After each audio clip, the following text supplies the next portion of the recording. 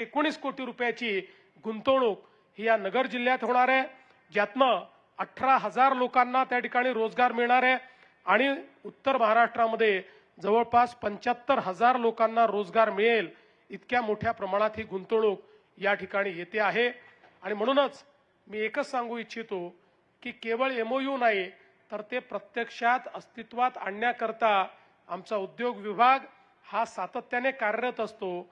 आणि देशामध्ये आपण जर बघितलं तर ॲव्हरेज एमओयूचा प्रत्यक्ष गुंतवणुकीमध्ये परिवर्तित होण्याचा दर हा 35% आहे। महाराष्ट्रामध्ये नॉर्मली हा दर 50 ते 55, 60% आहे, पण दावोसचे आमचे जे करार आहेत त्याचा गुंतवणुकीमध्ये परिवर्तित होण्याचा दर हा 75% आहे। हे सांगताना मला अतिशय आनंद वाटतो। आणि जे 25% होत नाहीत त्यातलं आम्ही जेव्हा स्टडी केला त्यावेळेस असं नाही की ते सिरियस नाही आहेत, पण काही ना काही जिओपॉलिटिकल हेडविंड्समुळे त्यांना गुंतवणूक करणं कठीण जातं, परिस्थिती बदलते, कधी कधी कुठल्या देशाशी आपले ट्रेड बॅरियर्स तयार होतात आणि त्यातनं त्यांना ती गुंतवणूक फायद्याची राहत नाही। आणि म्हणून मला असं वाटतं की मोठ्या प्रमाणात आज महाराष्ट्र जो आहे हा गुंतवणुकीकरता एक अत्यंत महत्त्वाचं अशा प्रकारचं स्थान झालेलं आहे। आज भरतनी सांगितलं की 10 कामगारांपासून त्यांनी उद्योग सुरू केला, आज 1000 कामगारांपर्यंत पोहोचलाय आणि लवकरच 3000 कामगारांपर्यंत हा उद्योग या ठिकाणी जाणार आहे। त्यामुळे डिफेन्स असेल, रेल्वे असेल, ऊर्जा असेल, एरोस्पेस असेल, हेल्थकेअर असेल, मरीन क्षेत्र असेल, या प्रत्येक क्षेत्रामध्ये ॲल्युमिनियम फोर्जिंग हे अत्यंत महत्त्वाचं ठरतं आणि त्या प्रत्येक क्षेत्रातलं काम हे टॉरल इंडिया या ठिकाणी करते। आणि विशेषतः डिफेन्स क्षेत्राचं जे इंडिजनायझेशन चाललेलं आहे त्याच्यामध्ये तर अत्यंत महत्त्वाची भूमिका ही टॉरलच्या माध्यमातून या ठिकाणी होणार आहे। आज जर आपण बघितलं तर ॲल्युमिनियम कास्टिंगचा जगाचा जो व्यापार आहे किंवा जगाची बाजारपेठ आहे ती 6.5 अब्ज डॉलर्सपर्यंत गेलेली आहे। आणि त्याच्यामध्ये आपल्याला जी काही भारताची भूमिका आहे ती मोठ्या प्रमाणात वाढवायची आहे।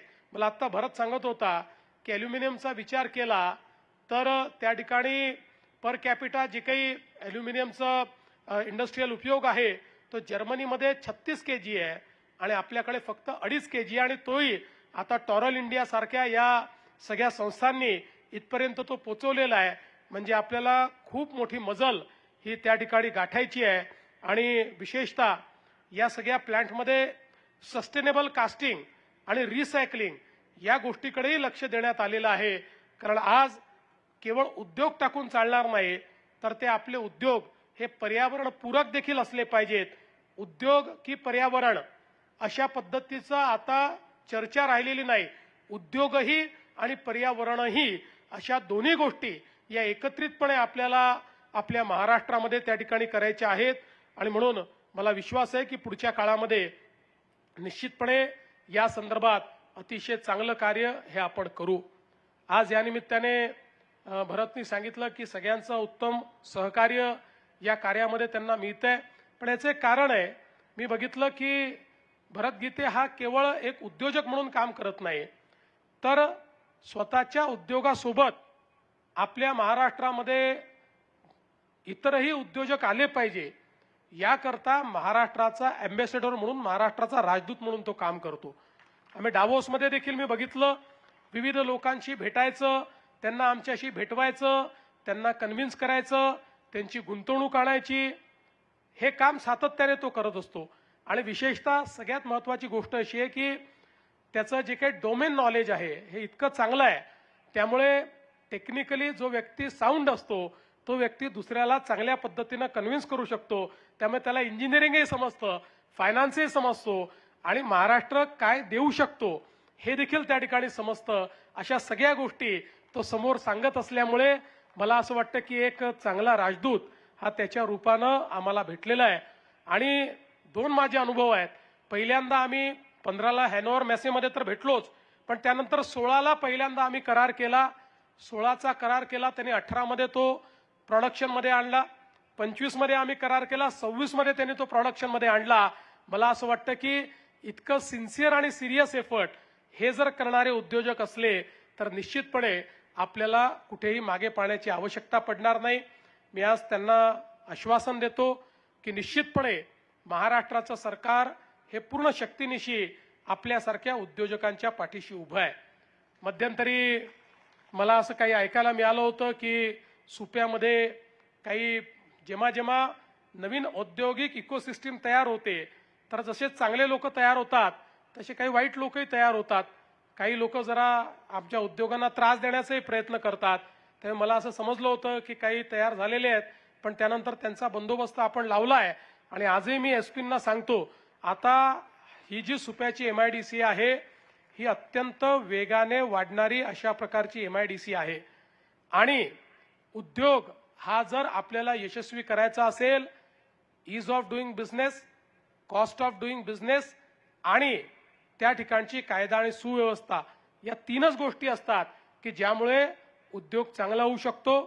ईज ऑफ डुईंग बिझनेसमध्ये आपण काम करतो, कॉस्ट कशी कमी आणायची असा आपण प्रयत्न करतो, लॉजिस्टिक्स कॉस्ट कशा कमी करायच्या याचा प्रयत्न आपण करतो.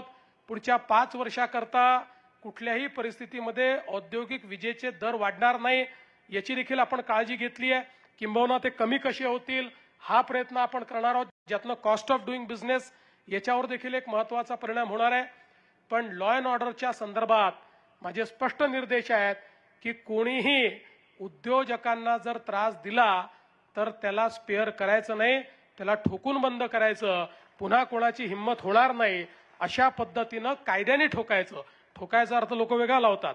कायद्याने त्याला ठोकून अत्यंत ताकदीनं या ठिकाणी छोट्यातल्या छोटी घटनाही सिरियसली घेऊन उद्योजकांना योग्य प्रकारे काम करता आलं पाहिजे. समजा एखाद्या उद्योगात काही अनएथिकल प्रॅक्टिस असतील तर लोकांनी रेग्युलेटरकडे गेलं पाहिजे, रेग्युलेटर त्याच्यावर कारवाई करेल. पण झुंडशाही, गुंडशाही ही कुठल्याही उद्योगात, महाराष्ट्राच्या कुठल्याही MIDC मध्ये मी खपवून घेणार नाही हा संदेश मात्र या निमित्ताने निश्चितपणे मी देऊ इच्छितो. आणि मला विश्वास आहे की जोपर्यंत भरत सारखे उद्योजक आमच्या सोबत आहेत तोपर्यंत निश्चितपणे आपल्या प्रगतीला कोणीही थांबवू शकणार नाही.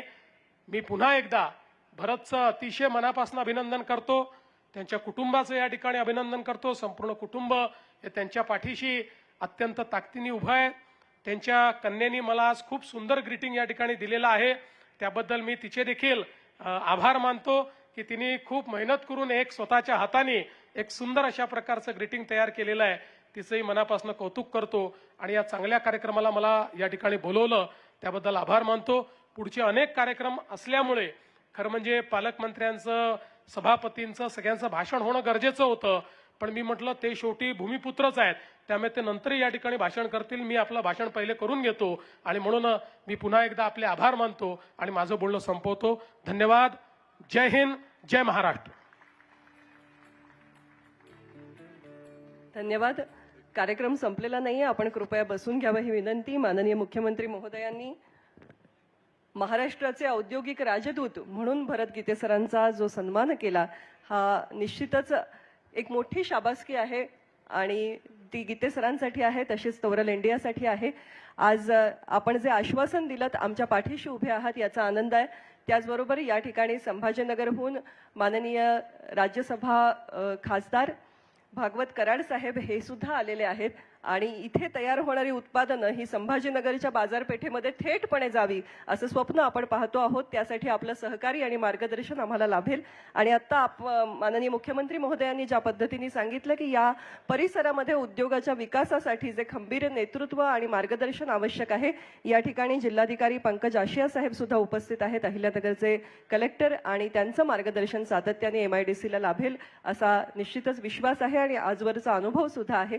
हा कार्यक्रम यशस्वी करताना आणि हा प्लांट उभा करताना हस्ते परहस्ते अनेकांचे हातभार लागलेले आहेत आणि त्यातूनच हे स्वप्न साकार झालेलं आहे. तवरल इंडियाच्या वतीने आपले कॉर्पोरेट कम्युनिकेशन हेड आदरणीय निलेश जायभाये यांना मी विनंती करते की त्यांनी सगळ्यांचे आभार